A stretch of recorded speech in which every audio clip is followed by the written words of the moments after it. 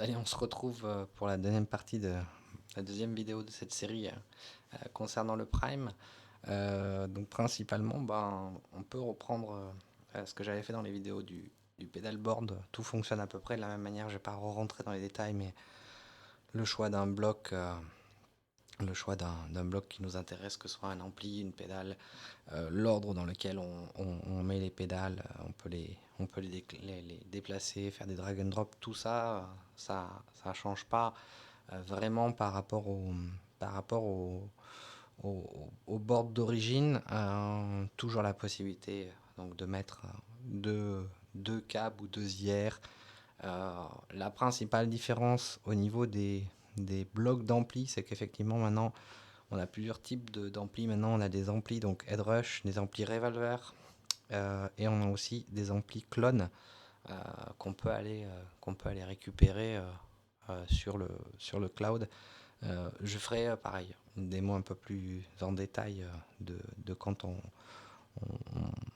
peut récupérer sur le cloud ce qui nous intéresse, que ce soit en pédale ou en ampli.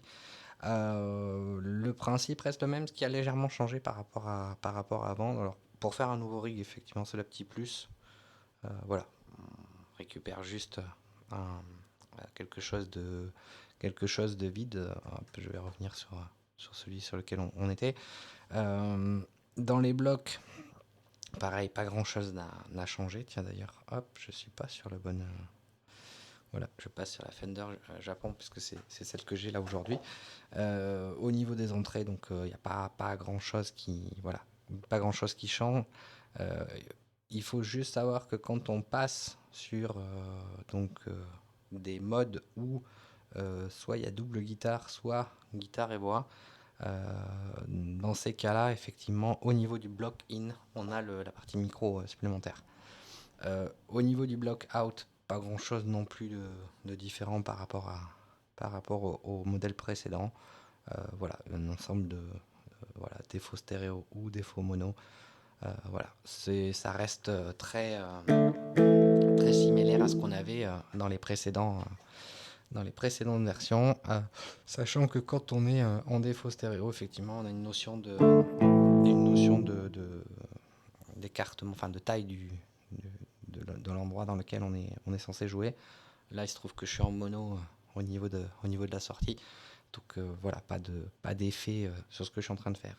Et ensuite, effectivement, sur le Prime, ils ont ajouté ce petit bouton juste à côté qui est le Hardware Assign et qui permet, comme sur la partie pedalboard, d'affecter des pédales.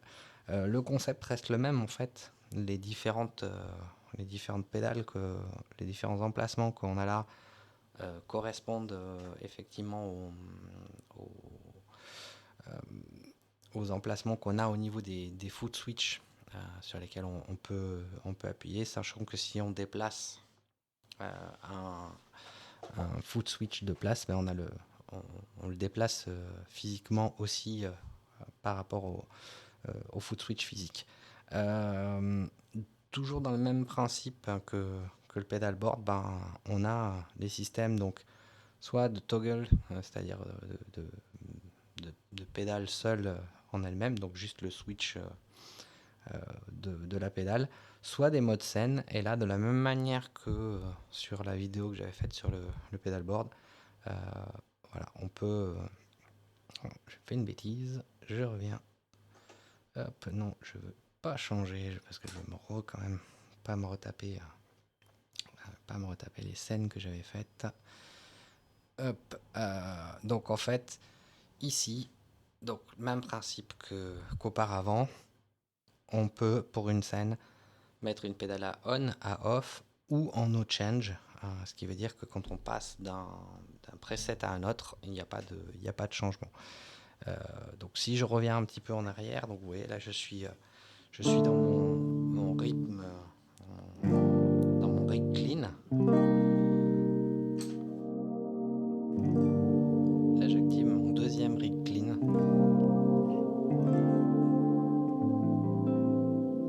qui utilise une ambiverb. Je peux passer sur mon petit crunch.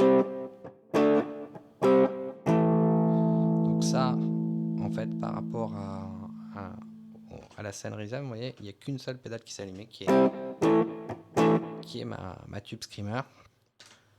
Là, je fais rentrer pour mon son un peu plus drive, je fais rentrer une Blues Driver dans ma Tube Screamer.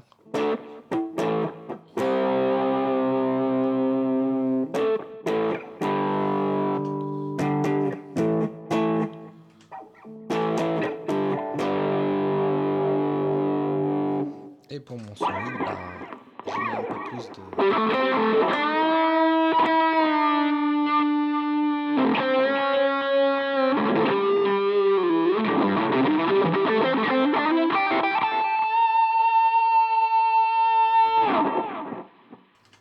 Donc voilà, typiquement, voilà principalement ce qu'on peut dire. Donc ouais, le Hardware Sign maintenant qui est directement accessible avec le petit bouton switch.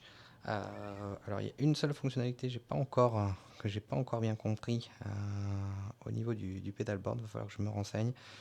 Sur les scènes, on a l'external amp qui est en no change, non type ring boss. Il faut que je creuse un petit peu ça. Il n'y a rien dans la documentation qui explique à quoi ça sert. Donc voilà, il faut que je fasse un petit tour de ce côté-là. Sachant que même principe hein, que pour le pedalboard aussi, j'ai oublié de le répéter, on peut changer, les différents presets de chacune des pédales en fonction du choix qu'on a fait et qu'on a mis dans la scène qu'on a choisie. Voilà, je vous laisse et puis dans la prochaine vidéo, on fera un petit essai de la partie micro. On essaiera de se faire un petit rig micro voix et guitare voix et voir ce que ça donne. Merci.